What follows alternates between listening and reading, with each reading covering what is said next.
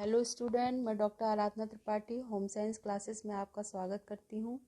आज मैं आप लोगों के लिए BA, TGT, PGT, assistant professor के एग्ज़ाम में पूछे जाने वाले प्रसार शिक्षा के अति महत्वपूर्ण प्रश्न लेके आई हूँ। तो शुरू करते हैं आज का वीडियो।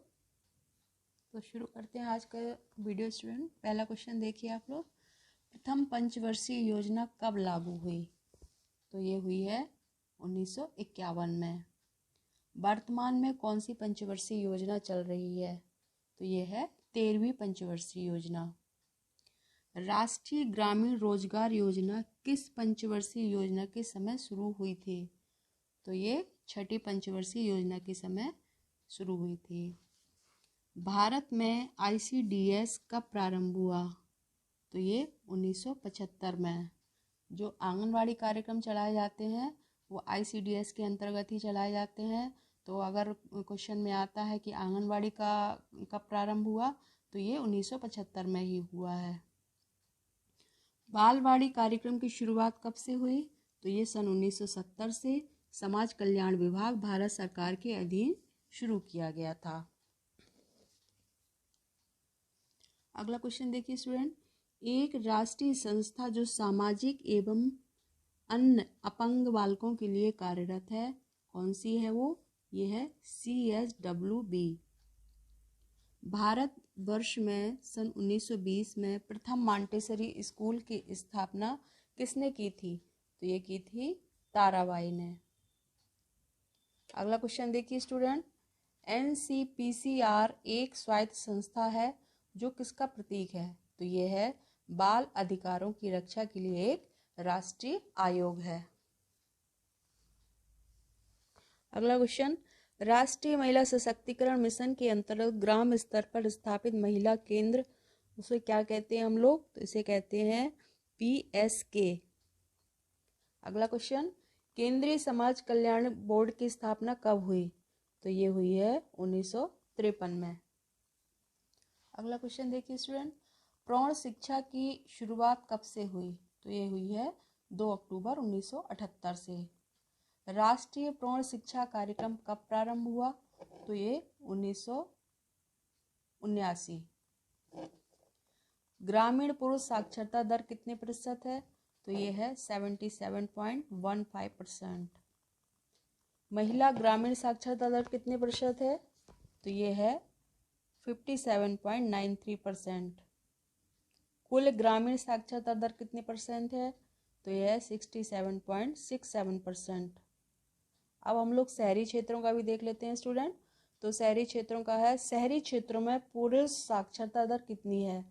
तो ये है 88.76%। शहरी क्षेत्रों में महिला साक्षरता दर कितनी है?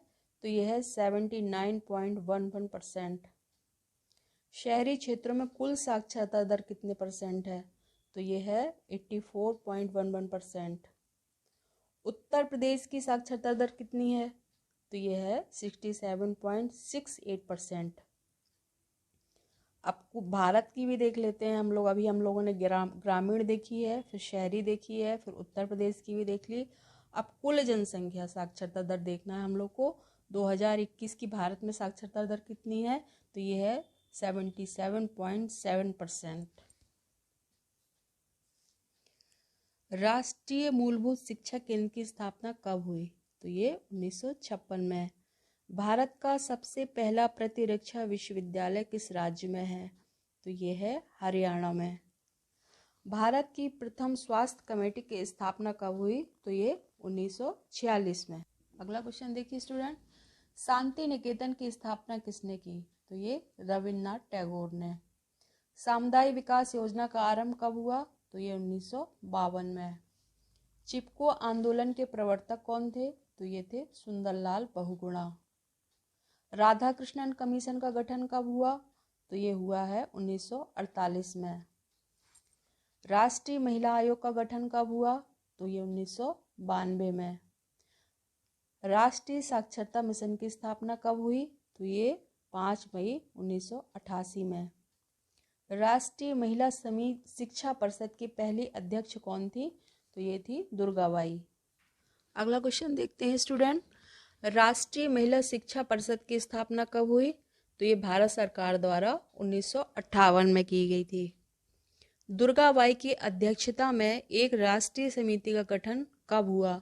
तो ये 1958 में। राष्ट्रीय प्रौढ़ शिक्षा कार्यक्रम की शुरुआत कब से हुई? तो ये 2 अक्टूबर 1978 में। भारत में परिवार नियोजन कब से शुरू हुआ? तो ये 1952 में। राष्ट्रीय प्रसार सेवा किस वर्ष शुरू हुई? तो ये 1953 में। राष्ट्रीय महिला दिवस कब मनाया जाता है? तो ये मनाया जाता है 13 फरवरी को। और ये क्यों मनाया जाता है, किसके बर्थडे पे मनाया जाता है? तो ये कवित्री थी, हमारी स्वतंत्रता संग्राम सेनानी भी थी, डॉक्टर सरोजनी नायडू, उनके बर्थडे पर ये मनाया जाता है और ये 13 फरवरी को हम लोग मनाते हैं।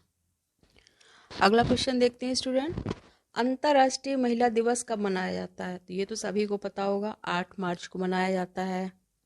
ब्रह्म समाज की स्थापना किसने की थी और कब की थी? तो ये राजा राम मोहन राय ने सन 1828 में की थी।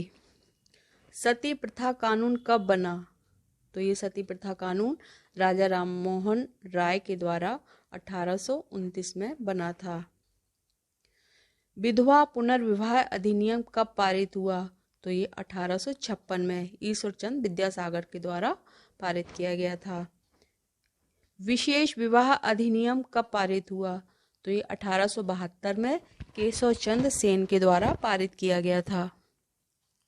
अगला क्वेश्चन देखिए स्टूडेंट, प्रथम अखिल भारतीय महिला सम्मेलन कब और कहाँ हुआ? तो ये 1927 में पूना में हुआ था। महिला एवं बाल विकास का गठन कब हुआ? तो ये 1985 में हुआ। केंद्रीय समाज कल्याण बोर्ड द्वारा प्रौढ़ महिलाओं के लिए व्यावसायिक प्रशिक्षण कार्यक्रम कब प्रारंभ किया गया? तो ये 1958 में। समान वेतन अधिकार अधिनियम कब पारित हुआ? तो ये 1976 में। दहेज निरोधक अधिनियम कब लागू हुआ? तो ये 1961 में। हिंदू विवाह अधिनियम कब पारित हुआ? तो ये 1955 में। हिंदू विवाह अधिनियम में संशोधन कब हुआ? तो 1976 में। अगला क्वेश्चन देखिए, मातृत्व हित लाभ अधिनियम कब पारित हुआ? तो ये 1961 में। मातृत्व हित लाभ अधिनियम में संशोधन कब हुआ? तो ये 1976 में। हिंदू उत्तराधिकार अधिनियम कब पारित हुआ? तो 1956 में। विशेष विवाह अधिनियम में संशोधन कब हुआ? तो ये 1954 में। अब महिला सशक्तिकरण के क्षेत्र में स्टूडेंट बहुत से विचारकों ने अपने अपने मत दिए हैं, तो कुछ कोटेशन है उसको भी हम लोग देख लेते हैं जो एग्जाम में कभी कभी पूछ लिए जाते हैं। देखिए, यदि आपको विकास करना है तो महिलाओं का उत्थान करना होगा। महिलाओं का विकास होने पर समाज का विकास स्वतः ही हो जाएगा। यह कथन किसका है? पंडित जवाहरलाल नेहरू का। दूसरा देख लीजिए स्टूडेंट, महिला सशक्तिकरण से न केवल महिलाओं के जीवन में निश्चित रूप से सकारात्मक असर पड़ेगा बल्कि पुरुषों और बच्चों को भी इससे लाभ प्राप्त होगा।